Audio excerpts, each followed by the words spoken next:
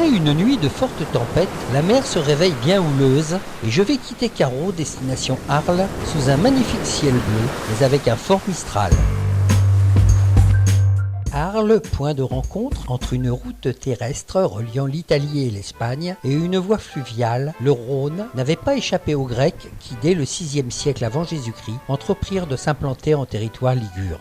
L'amphithéâtre est le monument le plus important de l'ancienne colonie romaine qui nous soit permis d'admirer quelques 2 millénaires après son édification. Dans leur élévation initiale, les gradins pouvaient recevoir environ 21 000 spectateurs. Devenu, dès le début du Moyen-Âge, une véritable ville close et fortifiée, l'édifice ne fut dégagé qu'au XIXe siècle. Il retrouva alors pour partie sa fonction initiale, notamment avec la tauromachie, ce qui lui vaut son appellation courante actuellement d'arène.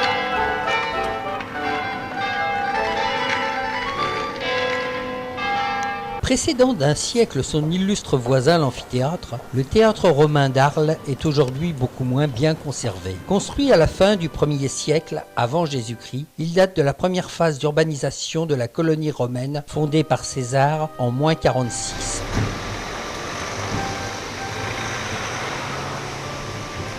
L'église de la Major, édifiée à partir du XIIe siècle, tire son nom de sa situation au plus haut de la colline de l'Auture.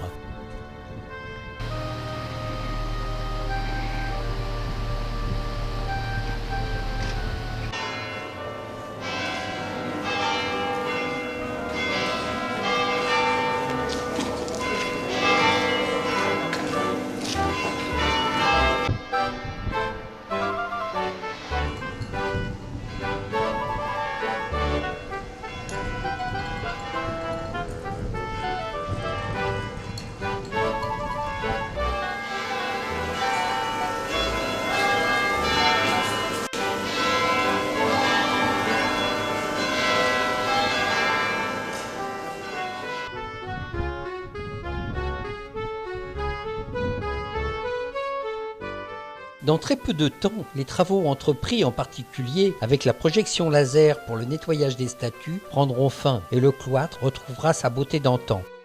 L'emplacement de ce cloître Saint-Trophime est inhabituel car il n'est accolé ni à la nef ni au transept. Il communique avec le chœur au moyen d'un escalier de 25 marches. Ce cloître présente une forme approximativement rectangulaire de 28 mètres de long sur 25 de large. L'édification du cloître débute peu après 1150 avec la construction de la galerie nord qui sera suivie de peu par celle de la galerie orientale. Il faudra attendre la fin du XIVe siècle pour voir l'achèvement du cloître avec les constructions de la galerie ouest puis de la galerie sud.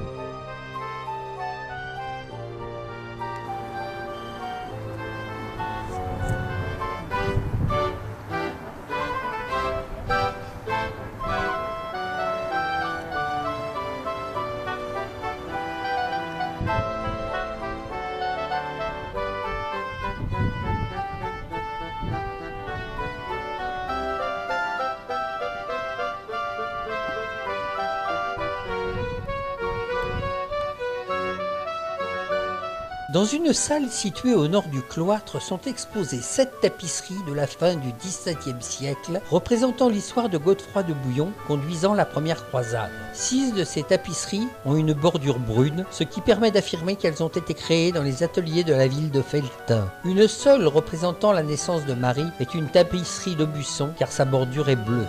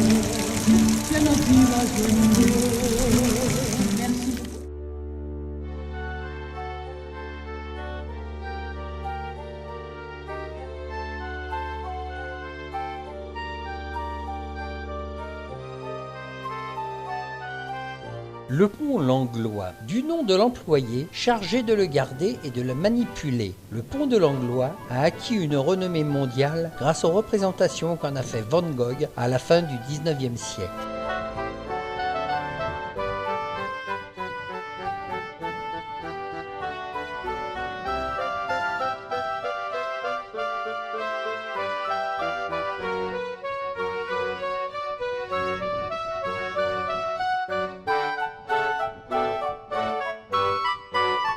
Après cette petite semaine bien chaotique sur le plan météo, je rentre dès ce soir me mettre à l'abri à la maison.